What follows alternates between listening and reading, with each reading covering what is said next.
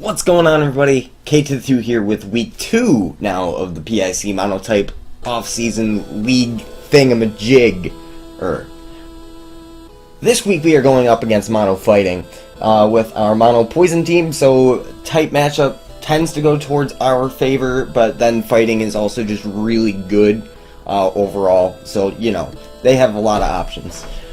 So this week we planned with the fighting type in mind, and we brought these 6, all of which tend to usually do pretty well against a fighting type Pokemon. Yeah, starting off we have an E-built Sub-Will-O-Wisp Gengar. This team is kind of substitute spammy, kind of sub-spammy, and this is Sub-Willow Gengar with Shadow Ball and Dazzle.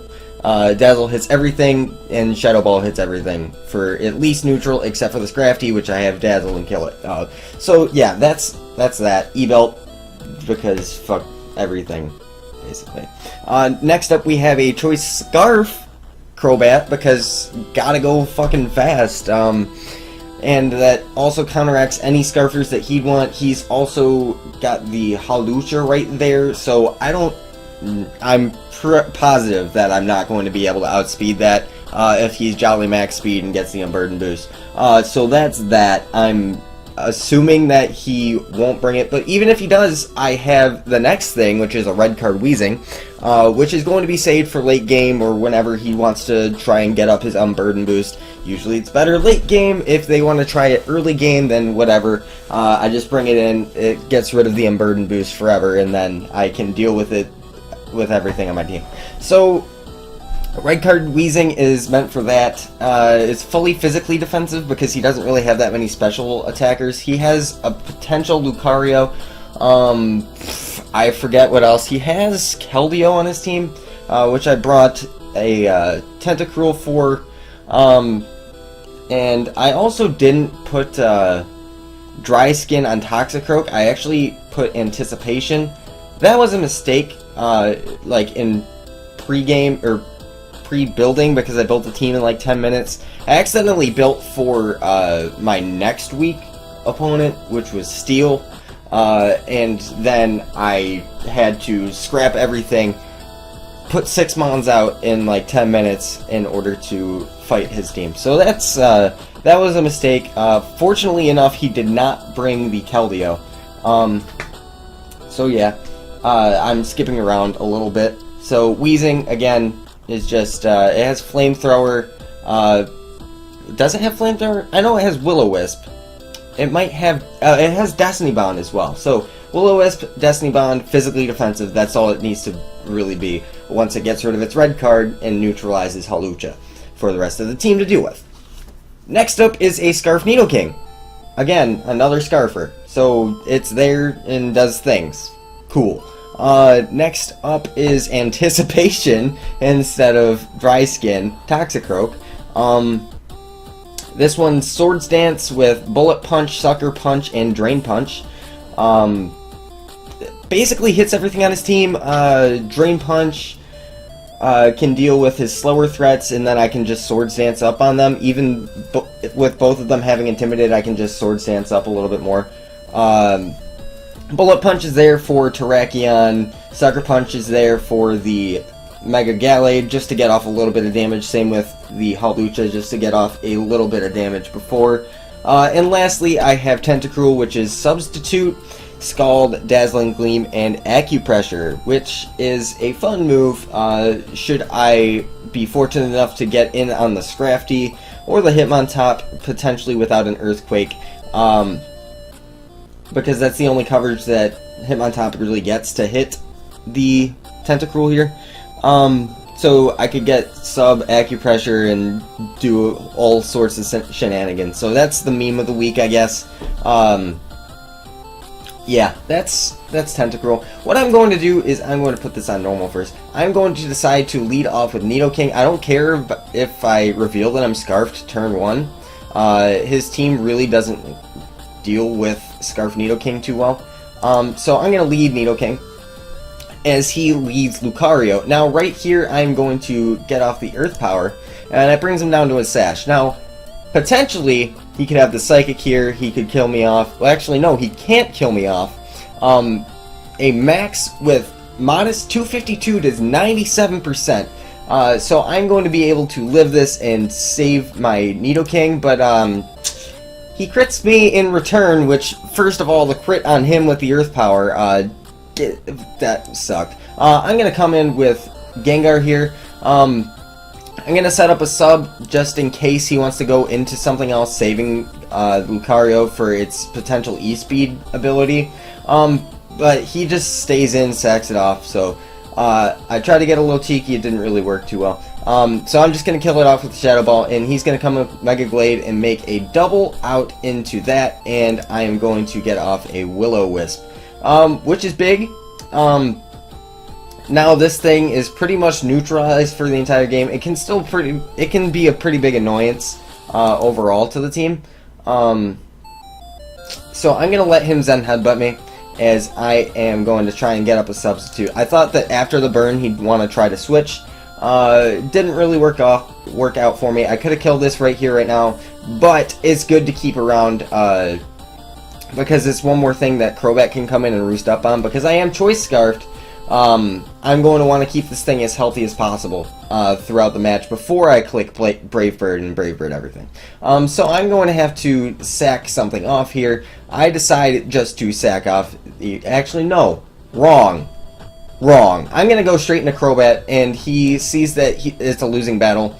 I'm just going to go ahead and roost up here as he's going to bring in his first check to this, which is his Intimidate Hitmontop, and I'm just going to get my roost off. Now I'm going to go straight into my Tentacruel as he goes for the Body Slam, which was potentially dangerous. And I actually could have gone straight into Gengar.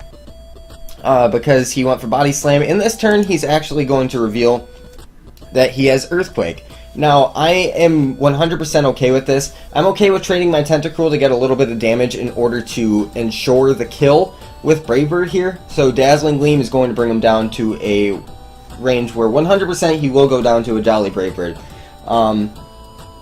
So getting rid of my Tentacruel there, 100% fine. I'm going to send this in, again, get another kill with Crobat. So now his next thing for it is his next Intimidate user. So he brought Dual Intimidate this week, so I know I can't stay in. I'm going to go straight into my Anticipation Toxicroak to take the Zen Headbutt, whatever he wanted to go for, really.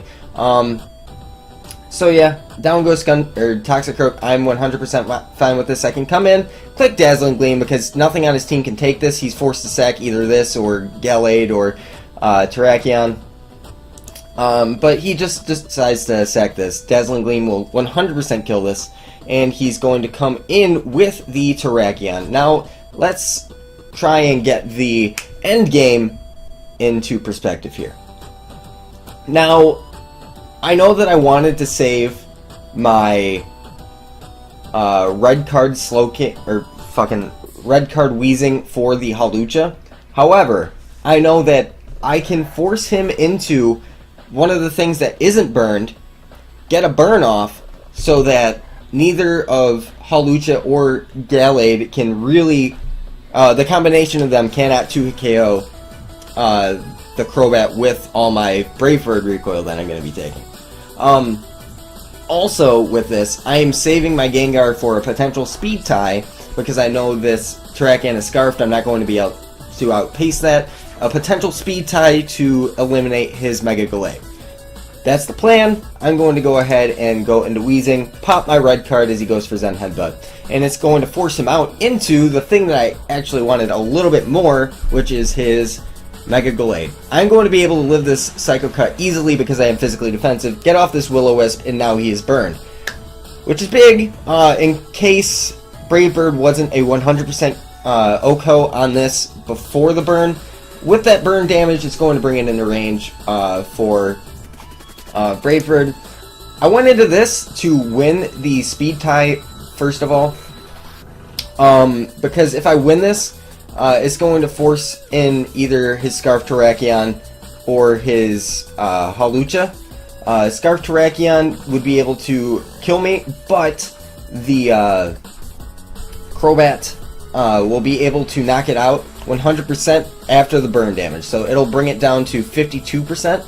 Yes, it'll bring it down to 52%, which is the minimum that I would need, minimum amount of health that I would need to OHKO it with Brave Bird, with my Jolly Scarf Crobat.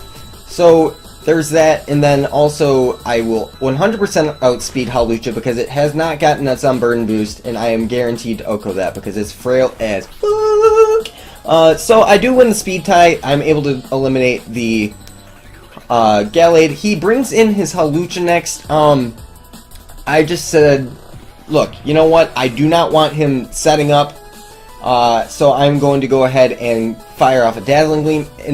In fact, it turns out that I outspeed him, knock him out with the Dazzle. So he's forced into Terrakion. And he's going to knock me out with Zen Headbutt. Now right here, it is 1-to-1, and you can see that he is in range. I went and did the calc after this. I was considering either Roost Stalling him to the burn, or just Brave Bird killing him right now to save a few turns. Now, I decided to go with Brave Bird at the end of the day because it really didn't matter. If he was at a higher amount of health, I would have locked myself into Roost to win the game. Because I did not want to risk him getting a crit with Zen Headbutt, that was really his only chance, was getting a crit with Zen Headbutt after my Brave Bird recoil. So I decided, you know what? I'm 100% in range to kill this thing. It goes down, and I win 1-0 against fighting. And that's going to be the game. He said that after the match, his Mega Gallade only had 3 moves. He said that he had Shadow Sneak on it, which end game there, he would have been able to kill off Gengar, but at that point, Scarf Crobat still would have been able to kill everything. So yeah, that speed tie would have been eliminated at that point because he had priority and I didn't. Scarf Crobat, again, would have just won. It would not have taken 62% plus Shadow Sneak damage and recoil. Yeah, that makes sense, I think. So Crobat is going to be able to take the victory. Crobat is? The Harlem Gloomtrotters this week are going to be able to take away the victory. We moved to 2-0 at +4 in our group, which is very nice. We just got one more match, and that is against Steel, who has a 100% type matchup against us, because we cannot touch them with our stab attacks. Awesome. Yeah, so next week we are going up against Steel. Thank you guys so much for watching. If you enjoyed, go ahead and click that like button below the video, and I will see you guys next time.